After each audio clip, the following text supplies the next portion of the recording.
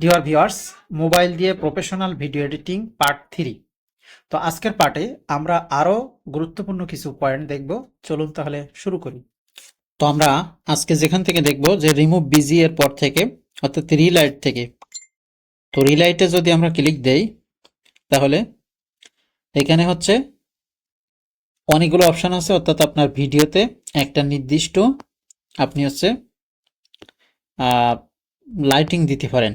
ঠিক আছে, মনে করেন আমরা এই যে ভিডিওটা সিলেক্ট করলাম, করে এখান থেকে রিলাইটে চলে যাই।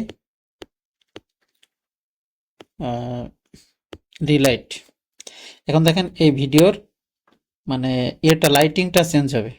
এটা দিলাম, এটা দেওয়ার পরে যখনই আমরা অ্যাপ্লাই করছি দেখেন লাইটিংটা কিন্তু চেঞ্জ হয়েছে।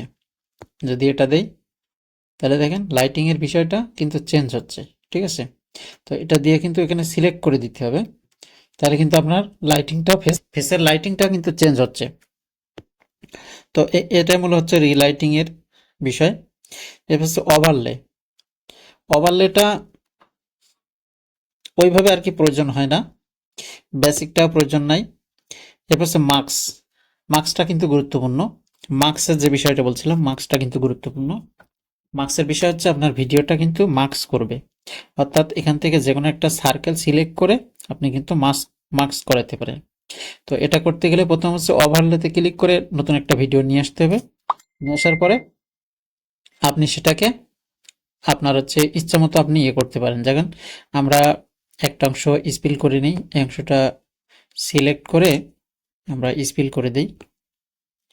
স্পিল করে দিলাম, দেওয়ার পরে এই যে এই অংশটাকে আমরা এখন মার্কস করব।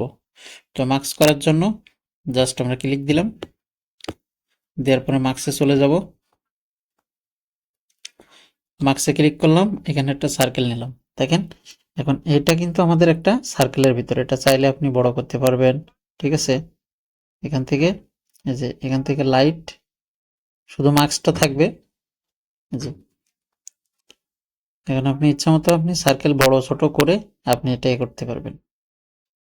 এটা আপনি একটা ভিডিওর উপরে আরেকটা ভিডিও রেখে সেখানে কিন্তু আপনি এটা দিতে পারবেন। তো এইভাবে হচ্ছে মূলত মার্কসের কাজটা। ঠিক আছে, এবার হচ্ছে ডুপ্লিকেট। ডুপ্লিকেট হচ্ছে মনে করেন একটা আপনার ভিডিওর একটা অংশ,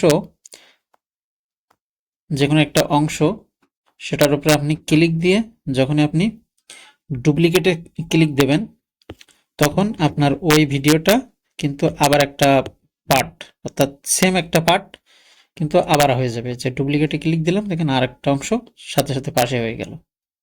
ঠিক আছে, এই হচ্ছে মূলত ডুপ্লিকেটের কাজ। এরপর হচ্ছে রিপ্লেস। রিপ্লেস হচ্ছে আপনার মনে করেন একটা ভিডিও আছে, এই ভিডিওর উপরে আরেকটা ভিডিও আনতে চাচ্ছি, তাহলে রিপ্লেসে ক্লিক দিলে এখান থেকে আরেকটা ভিডিও, ওই সেম আরেকটা ভিডিও, মানে ওই ভিডিওর উপরে আরেকটা ভিডিও আনা যাবে রিপ্লেসের মাধ্যমে। অর্থাৎ একটা ভিডিও আছে, এই ভিডিওর উপরে আমি আরেকটা ভিডিও আনতে চাচ্ছি, এটা হচ্ছে রিপ্লেসের মাধ্যমে সহজে আনতে পারবেন। ঠিক আছে, এরপর হচ্ছে এক্সট্রাক্ট অডিও। এই ভিডিও নিশ্চয়ই ভিডিওর সাথে অডিও আছে, তো এটাকে যদি আপনি এক্সট্রাক্ট করতে চান তাহলে সিলেক্ট করে যে এক্সট্রাক্ট অডিওতে ক্লিক দেবেন। ক্লিক দেওয়ার সাথে সাথে আপনার দেখেন একটা, এটা হচ্ছে অডিও, এটা হচ্ছে ভিডিও, অর্থাৎ ভিডিও এবং অডিও দুটো কিন্তু আলাদা হয়ে গেল। ঠিক আছে, এটা হচ্ছে মূলত এক্সট্রাক্টের কাজ। হচ্ছে মোশন ব্লার। মোশন ব্লারে ক্লিক করলে আপনি কিন্তু ব্লার করতে পারবেন আপনার ভিডিওর বিভিন্ন জায়গা, সেটা হচ্ছে আপনি ব্লার করতে পারবেন, ব্লেন্ড করতে পারবেন। ঠিক আছে, এরপর হচ্ছে স্টাবিলাইজ। স্টেবিলাইজেশনের ওইভাবে প্রয়োজন নাই।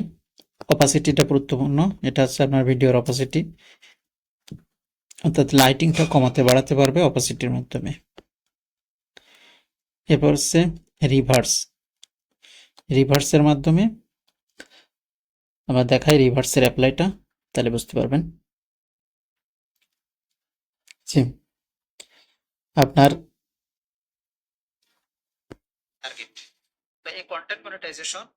রিভার্সটা মূলত হচ্ছে আপনার পিছনের যে ব্যাকগ্রাউন্ড সেটা কিন্তু রিভার্স করবে, অর্থাৎ নড়বে। দেখেন এই যে 7 দিনের ভিতরে আপনি পেয়ে যাবেন। তো কিভাবে আপনি কন্টেন্ট মনিটাইজেশন অ্যাপ্লাই করলে 7 দিনের, ঠিক আছে, মানে আপনার ভিডিওটা রিভার্স হবে, নড়াচড়া করবে। ঠিক আছে, তো এটা আসলে প্রয়োজন হয় না। এরপর হচ্ছে ফ্রিজ। ফ্রিজ মানে হচ্ছে নির্দিষ্ট অংশ, আপনার ভিডিওর নির্দিষ্ট অংশ সেটাকে একদম ফ্রিজ করে দেওয়া, অর্থাৎ কোনো নড়াচড়া কিছুই করবে না। ঠিক আছে, সাউন্ড হবে না, নড়াচড়া করবে না, জাস্ট আপনি ফ্রিজ করে রাখতে পারেন।